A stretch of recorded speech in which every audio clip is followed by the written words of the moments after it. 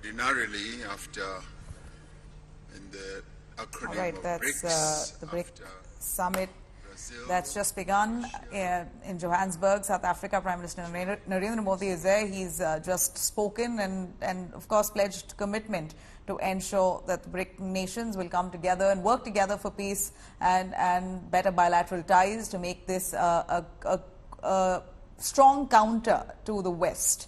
Now, we see that visual there that's very interesting that we're highlighting for you of Prime Minister Narendra Modi and Xi Jinping. A brief chat as they walk to get their positions, to take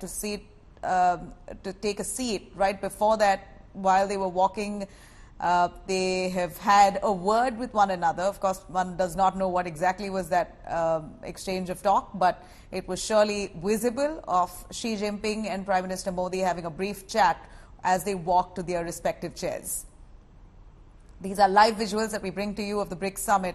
You have all the leaders of the countries of the BRICS bloc, including, of course, Prime Minister Narendra Modi, the South African President, Chinese President Xi Jinping. You have the representatives from Brazil and Russia. Of course, Russian President Vladimir Putin is not there on this stage here today. Let me cut across to Peter joining us, who's bringing us all the updates from Johannesburg on the BRICS Summit. Peter, tell us more as we heard the leaders speak. A quick word on their pledge and commitment to ensure that the principles and their ethics of the BRICS Summit itself, they are committed to working towards it. Give us more on what Xi Jinping and Narendra Modi said. Yeah, I mean, it's all good on paper. That's how many of the people here in South Africa feel. We have these big summits here.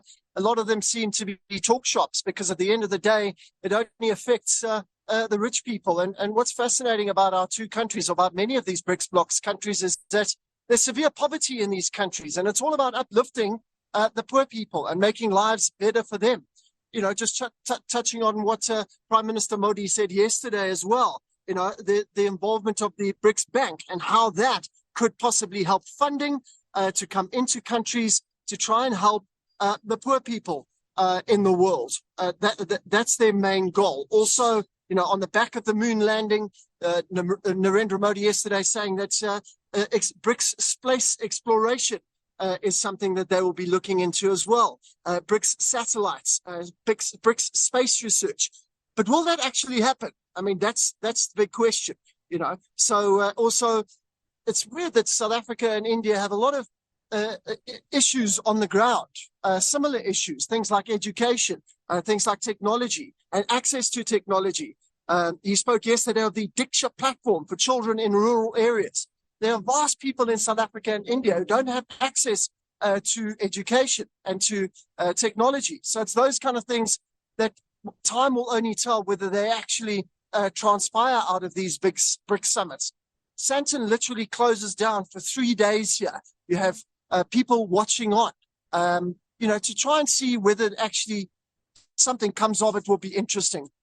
Let's see, though, what happens, though. It's fascinating to see the pictures of Xi Jinping and Narendra Modi, because behind closed doors 2 nights ago, they were also at a banquet together last night as well. So it'll be interesting to see whether some official word will be made as to whether they can sit down and actually have a conversation and deal with the issues at hand. So that's where we are at the moment.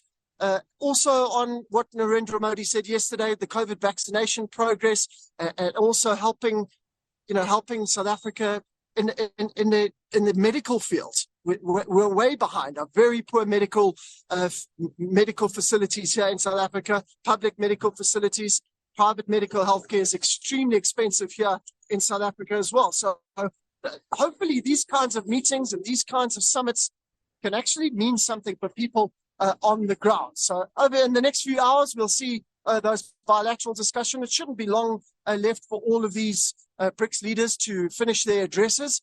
They'll head then into bilateral conversations. Right. Speaking of South Africa, we believe that Prime Minister Narendra Modi has also pushed for the African Union to be a permanent member of the G20. They're hoping for the BRICS nations to support him on that. Do give us more.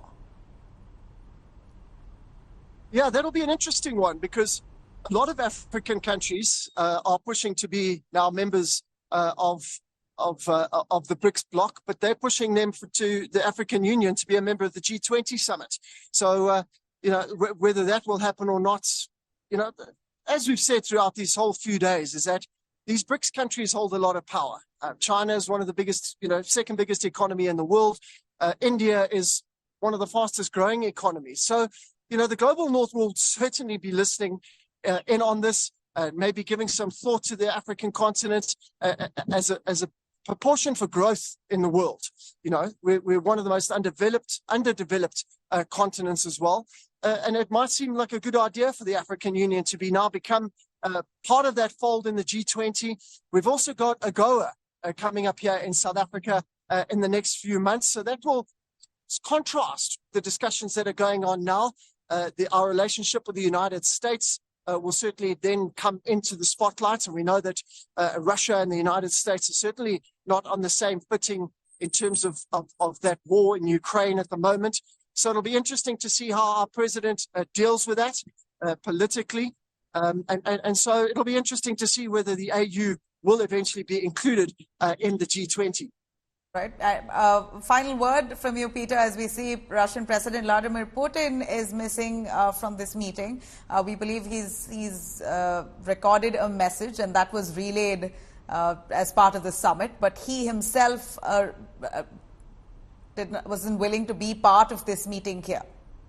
If he's really wanting to make friends, then he should be here available answering questions. Absolutely. In the build-up to the summit, months ago, it was always a possibility that the BRICS Summit could actually change venue and to be hosted, somewhere else in China or Brazil, one of the other big BRICS players.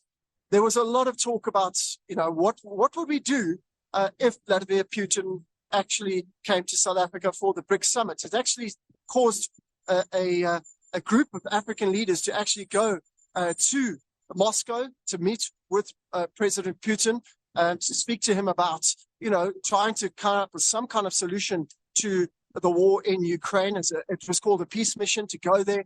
And I think on the sidelines of that meeting, there may have been discussions between South Africa's president and the Russian delegation to say, there is this ICC warrant of arrest out for you that should you arrive in South Africa, we would have to implement that. And that could create a lot of problems here in Johannesburg, a lot of problems globally. So the safer bet would be to just join remotely. Some people find it a bit disingenuous in that we're in bed with Russia, we're in bed with China, we're in bed with India, but yet there is this war in Ukraine going on that doesn't seem to be ending anytime soon. So how Cyril Ramaphosa deals with that, only time will tell. He's the kind of president that wants to be friends with everybody. And let's see if this may be detrimental to his political standings. We do know in South Africa, there's a big general election coming up next year. And this summit, many people have said, for his foreign policy, will gain him a lot of votes. So it'll be interesting to see how those elections unfold next year.